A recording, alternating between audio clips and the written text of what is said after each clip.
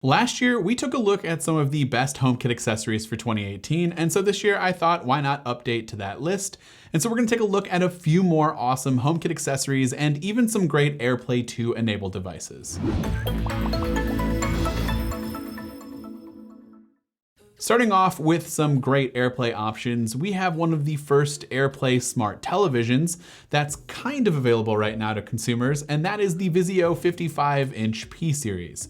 Now, the reason why I say kind of is because the P-Series itself is available to everyone, but the AirPlay and HomeKit options are in beta programs right now, but users can sign up pretty easily for this beta and access AirPlay and HomeKit features right now. Once you have installed the beta software, you'll be able to do things like send music or movies to your TV from your phone via AirPlay, and you can also control your TV using the remote in iOS Control Center. You can mirror a Mac or iOS device screen to your TV, and you can also control your TV even further using the Home app or Siri voice commands.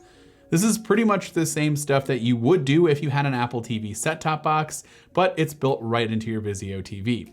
The AirPlay and HomeKit functions work flawlessly, and being able to effortlessly stream music or movies via AirPlay or use HomeKit and Siri to control your TV, all without having to buy an Apple TV, is pretty fantastic.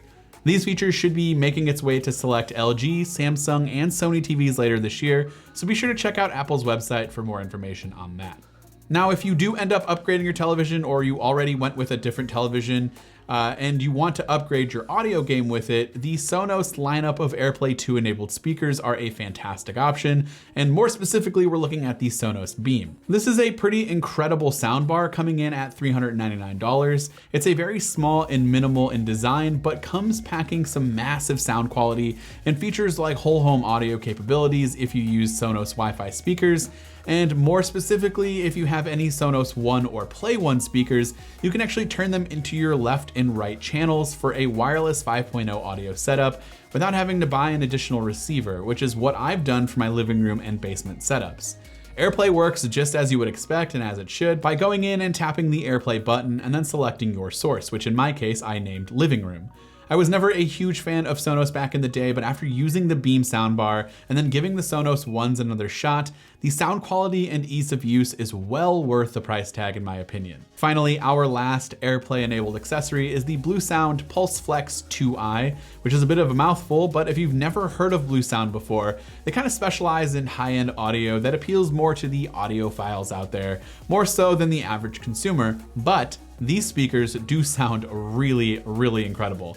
In my office, I have two of the Pulse Flex 2i's, and with AirPlay 2, I can group these speakers together and have them play the same audio no matter where I'm at in the office, and they're all synced up and ready to go. The Bluesound app allows for these speakers to be paired together as well for true stereo sound, which sounds fantastic, even though the app can be a bit of a headache to navigate through. Bluesound is definitely the audiophile version of Sonos in my opinion, and the products look just as stunning in design as something that Sonos might offer. With that said, they are a bit more expensive, as these two Pulse Flex 2i's will run $299 a piece, which is about $100 more expensive than the Sonos One. If you value great audio, however, maybe the extra money might not be that big of a deal. Moving on to more HomeKit-centric accessories, our first product is one that I never thought I needed until I actually used one over 3 years ago when moving into my first home. The MyQ Smart Garage Door Opener from Chamberlain works with select garage door openers and gives users the ability to control their garage door all from their smartphones. And of course, you can use it via HomeKit or Siri. There are some great Chamberlain garage doors that actually have this functionality built in, but when we moved into our new house, the garage door that we already had was actually set up and compatible with it, but you needed to get the MyQ hub in order to work. So once I installed the hub and garage door sensor, which was super easy to do and I'm not very handy at all, it maybe took me about 20 minutes, I was able to use the MyQ app to open up and close my garage door and get alerts when my door is opened or closed. This is important for that peace of mind when you're leaving the house and you just didn't remember if you actually closed your garage door, or if you're away from the house and you need to let a friend or family member inside, you can always just ask Siri to open up your garage door anywhere in the world. Now, this hub went on sale a few days ago from $80 down to $50, and I've gone nearly a year in this new house without actually having this feature, and I've surely been missing it. I do highly recommend picking up the MyQ Smart Garage Door Hub if you want to use the app to open up your garage door. But if you want to use HomeKit and Siri, unfortunately, it requires an additional $80 hub.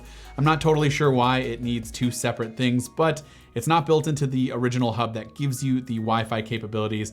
But in order to get HomeKit, you have to pick up this extra hub, which I will leave linked in the description down below.